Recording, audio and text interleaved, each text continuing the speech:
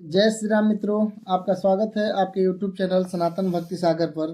पिछले भाग अर्थात भाग 31 में हम लोग देख चुके थे कि किस तरह से राम और रावण के बीच युद्ध चल रहा है, जिसमें श्री राम के छोटे भाई लक्ष्मण जी को मेघनाथ ने शक्ति बाण चला दिया है और उसे बचाने के लिए यही उपाय था कि तत्काल संजीवनी बूटी ले लाया जाए, जिससे कि सुषेण वेद प्रभु श्री राम के भाई लक्ष्मण की प्राण बचा सके। अब हनुमान जी चल पड़ते हैं प्रभु श्री राम का काम करने के लिए हिमालय की तरफ। रास्ते में एक अत्यंत मायावी राक्षस था जिसका नाम था कालनेमी। उसने माया रच के अब प्रभु हनुमान के रास्ते में बाधा बन के और उनका समय नष्ट करने का प्रयास करता है, जिससे सुबह होने तक प्रभु श्री राम के पास नहीं पहुंच सके हनुमान जी संजीवनी बूटी लेकर। अब देखिए, उसके बाद जब वो रास्ते में हनुमान जी देखते हैं कि उसने ऐसी माया रची है जिसमें कि एक सारा सुंदर सा उपवन और जल तपोवन टाइप का रचना कर दिया है, जिसे देखकर हनुमान जी वहां रुकते हैं। उसके बाद देखिए क्या होता है। मागा जलते ही दीन कमंडल, कह कपि नहीं अघाउ थोरे जल, सरमंजन करी आतुर आवहु, दीक्षा देव ज्ञान जेहि पावहु। हनुमान जी उससे जल मांगते हैं और कमंडल दे दिया जाता है। हनुमान जी कहा, थोड़े जल से मैं तृप्त नहीं होने का। तब तो बोला कि तालाब में स्नान करके तुरंत लौट जाओ और तुम्हें दीक्षा दूं, जिससे तुम्हें ज्ञान प्राप्त हो सके। हनुमान जी जब उससे मिलते हैं तो वो जो राक्षस था वो मुनि का वेश बना चुका था और वो बोलता है कि अगर तुम्हें प्यास लगी है तो जाओ नहा कर आओ तालाब में, और मैं तुम्हें पानी दूंगा और तुम्हें और ज्ञान की बातें बताऊंगा, जिससे तुम्हारा ज्ञान संपूर्ण हो जाएगा। उसके बाद दोहा है, सर पैठत कपि पद गहा, मकरी तब अकुलान, मारी सोधरी दिव्य तनु, चली गगन चढ़ जान, चली गगन चढ़ जान। तालाब में प्रवेश करते ही एक मगरी ने अकुला कर उसी समय हनुमान जी को पकड़ लिया और हनुमान जी ने उसे मार डाला। तब वह दिव्य देह धारण करके विमान पर चढ़कर आकाश में चली।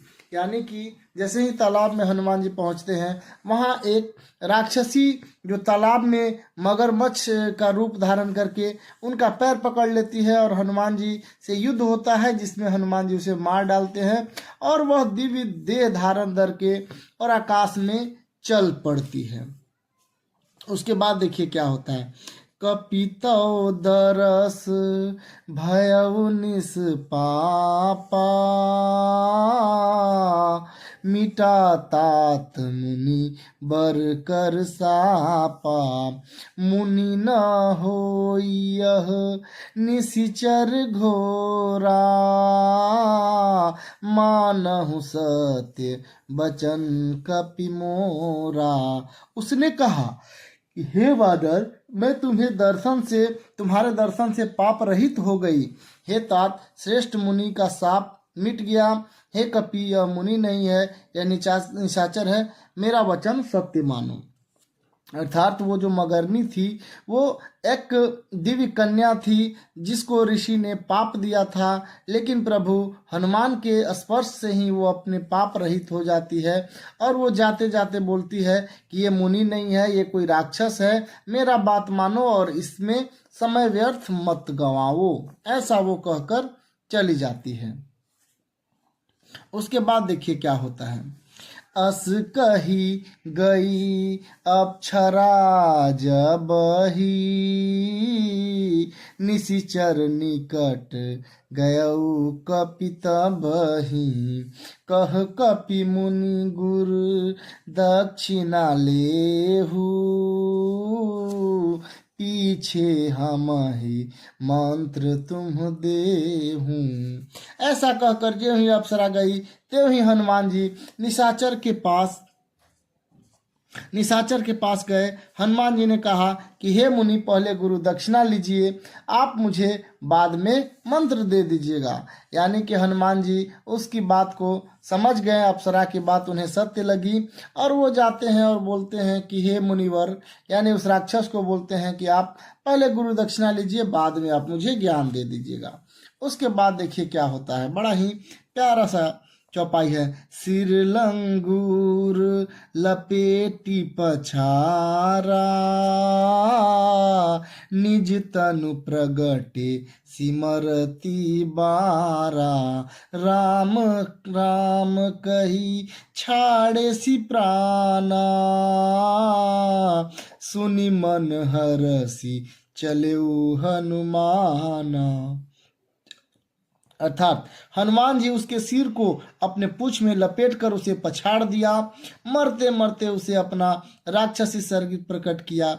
उससे उसने राम राम नाम छोड़ कहकर प्राण छोड़े। उसके मुंह से राम का नाम उच्चारण सुनकर हनुमान जी मन में हर्षित होते हैं और चल पड़ते हैं। अर्थात मित्रों, हनुमान जी उस राक्षस को अपने सिर में लपेट कर और बहुत जोर से पटक देते हैं और युद्ध होता है, और हनुमान जी अंत उसका वध कर देते हैं। राक्षस का शरीर से जब प्राण निकलने लगता है तो वह राम का नाम लेता है। उसके मुख से राम का नाम सुनकर हनुमान जी काफी हर्षित होकर वहां से चलते हैं। उसके बाद देखिए, देखा शैल न औषध चिन्हा, सहसा कपि उपारी गिरि लीन्हा, गही गिरि निशि नभ धावत भयऊ, अवधपुरी पर कपि गयऊ। अर्थात उन्होंने पर्वत को देखा और औसत पहचान न सके, तब हनुमान जी एकदम से पर्वत को ही उखाड़ लिए और पर्वत लेकर हनुमान जी रात में ही आकाश मार्ग से दौड़ चले और अयोध्यापुरी के ऊपर पहुंच गए। जब हनुमान जी इस राक्षस का वध करके पहुंचते हैं जो हिमालय पर्वत पर, वहां देखते हैं कि ये सुसेन ने जिस तरह का चमकता हुआ बताया था औषधि, हर एक औषधि तो यहाँ चमक रहा है। तो ऐसा सुनकर देखकर उन्हें कुछ समझ में नहीं आता है और वो पूरे का पूरा पर्वत ही उखाड़ कर ले चलते हैं कि कोई भी होगा तो इसी में से होगा, वो पहचान लेंगे। और ऐसा कह के सारा पर्वत को उठाकर वो आकाश मार्ग से चलने लगते हैं, अयोध्यापुरी के ऊपर पहुंच जाते हैं।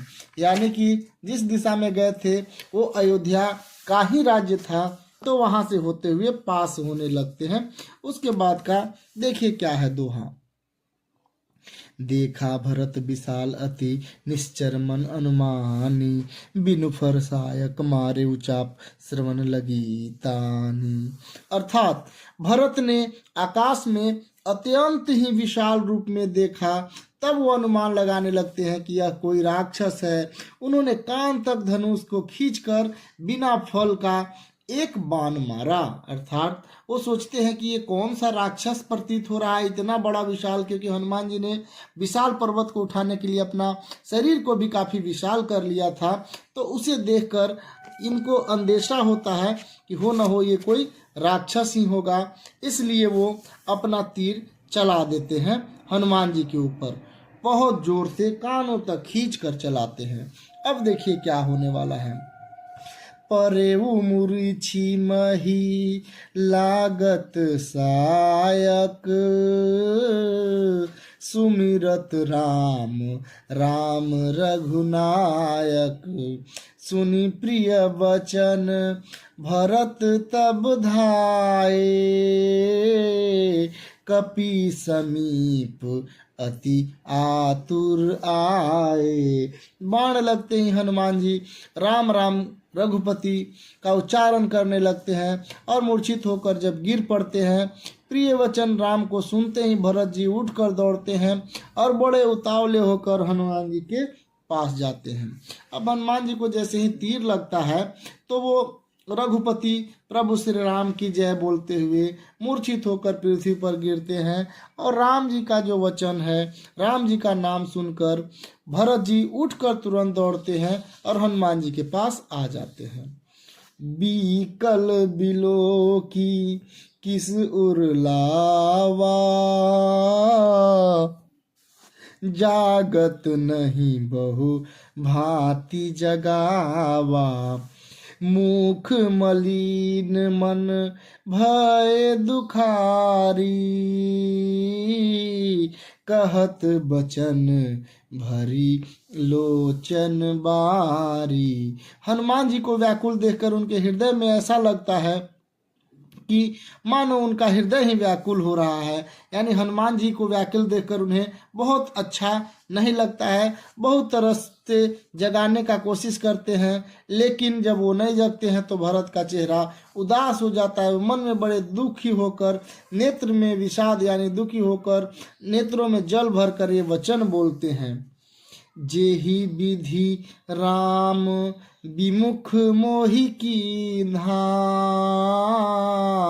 तेहि पुनि यह दारुण दुख दीन्हा, जो मोरे मन बच अरुकाया, प्रीति राम पद कमल अमाया। अर्थात जिस विधाता ने मुझे श्री राम से विमुख किया, उसी ने फिर एक भयानक दुख दिया है। यदि मन वचन और शरीर से श्री राम जी के चरण कमलों में मेरा निष्कपट प्रेम है, तो आगे कहने वाले हैं कि इसे ये वानर स्वतः उठ जाए, ऐसा वो कहने वाले हैं। मतलब जो हमारे भरत जी हैं वो काफ़ी दुखी हो रहे हैं। वो दुखी हो जा रहे हैं क्योंकि उन्हें ऐसा लग रहा है कि मेरे वजह से राम को एक तो जंगल में जाना पड़ा, वनवास काट रहे हैं, और आज मेरे वजह से कोई उन्हीं का नाम लेने वाला मेरे ही तीर का शिकार बन चुका है। और वो बोलने लगते हैं कि तो कपि हो विगत श्रम सूला, जो मौ पर रघुपति अनुकूला, सुनत बचन उठी बैठ कपीसा, कही जय जयति कौशलाधीसा। और वो कहने लगते हैं कि और ये श्री रघुनाथ जी अगर मुझ पर प्रसन्न है तो यह वानर थकावट और पीड़ा से रहित हो जाए। और यह वचन सुनते ही कपिराज हनुमान जी कौशलपति श्री राम जी की जय बोलकर उठ बैठते हैं। यानी कि जब भरत जी ऐसा बोलते हैं कि अगर मैं प्रभु श्री राम का सेवक हूँ तो ये वानर तुरंत ही ठीक हो जाए और स्वस्थ हो जाए, ऐसा ही होता है। इतना सुनते ही हनुमान जी तुरंत उठकर बैठ जाते हैं प्रभु श्री राम की कृपा से, और तत्काल वो देखिए क्या कहते हैं, लिन्ह कपीह उर लाई पुलकित तनुलोचन सजल, प्रीति न हृदय समाई सुमिरी राम रघुकुल तिलक। अर्थात भरत जी वानर हनुमान जी को हृदय से लगाते हैं और शरीर पुलकित हो जाता है, नेत्र में आनंद तथा प्रेम के आंसू का जल भर जाता है। रघुपति तिलक श्री राम जी को स्मरण करके भरत जी के हृदय में अत्यंत प्रीति होती है जो समाती नहीं है। अर्थात जब हनुमान जी उठ जाते हैं तो भरत जी को बहुत खुशी होती है और वो हनुमान जी को अपने गले से लगा लेते हैं और कहते हैं कि चलो अच्छा हुआ। अब उसके बाद आगे क्या, देखिए क्या होने वाला है, आगे क्या पूछते हैं। एक अंतिम है चौपाई इस भाग के लिए, तो देखिए क्या कहते हैं, तात कुशल कहू सुख निधान की, सहित अनुज अरु मातु जान की, कपि सब चरित समास बखाने, भय दुखी मन महु पछताने। भरत जी बोलते हैं कि हे तात, छोटे भाई लक्ष्मण तथा जानकी सहित सुख निधान श्री राम जी कुशल है कि नहीं, उनके बारे में बताओ। तो मानव हनुमान जी संक्षेप में सब कथा कस कर सुनाते हैं। तो भरत जी दुखी होते हैं और मन में पछताने लगते हैं। यानी कि जैसे ही हनुमान जी को बताते हैं, हनुमान जी सारा कथा जब बताते हैं तो भरत मन ही मन काफ़ी दुखी होते हैं। और इसके बाद का भाग हम बताएंगे अगले वीडियो में। इतना देखने के लिए बहुत बहुत धन्यवाद। अपने मित्रों से इसे ज़रूर शेयर करें और मिलते हैं अगले वीडियो में। जय श्री राम।